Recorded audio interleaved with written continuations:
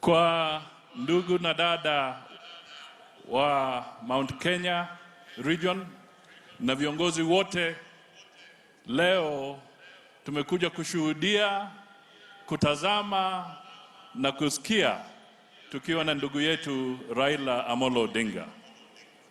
Kwa hivyo tumesikia mawazo yenu, na mimi nasema nahusika sana na yale ambayo mnataka.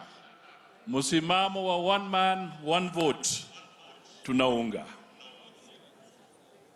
Mimi pia nasema tunataka tuwe na Kenya ambayo inajumuisha wote.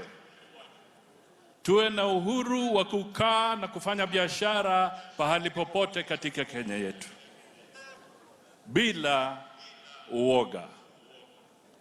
Haya yote tunasema tunahitaji.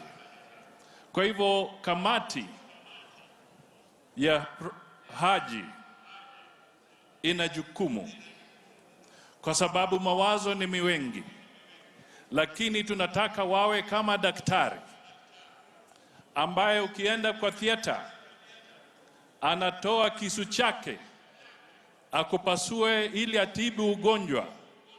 Tunataka mahitaji ya Wakenya kupitia kwa BBI yachungwe vile daktari anatumia the surgeon's knife kuhakikisha tunapata yale ambayo tunahitaji katika Kenya yetu. La mwisho, mimi nataka nishukuru Rais wa Jamhuri ya Kenya kwa msimamo mkali ambao ametoa juzi kuhusu ugonjwa wa coronavirus.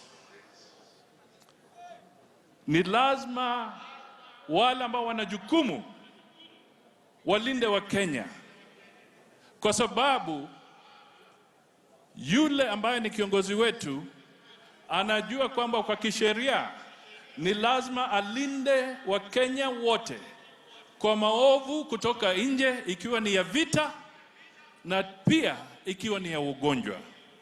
Kwa hivyo sisi tuungane na Uhuru, zile steps atachukua na serikali yake kuhakikisha kwamba ugonjwa wa coronavirus hautandai katika Kenya. We take it seriously, na tunataka resources ziende hapo haraka za emergency ziwe tayari, kwa sababu kwa mfano hiyo virus ikiingia hapa Kinoru tungesemaje? Tunajua nani amekuwa hapa, tunajua nani ameenda wapi. Kwa hivyo we must take these things seriously, na mimi nasema let us stand with the president on this one, and those charged with this, please be serious and take your responsibility, ili tusipate ndege zingine kuingia kutoka vichorochoroni na zinaingiza watu ambao hatujui wametoka wapi. Asanteni sana, sisi tuende mbele, tuwe na Kenya moja. Thank you so much.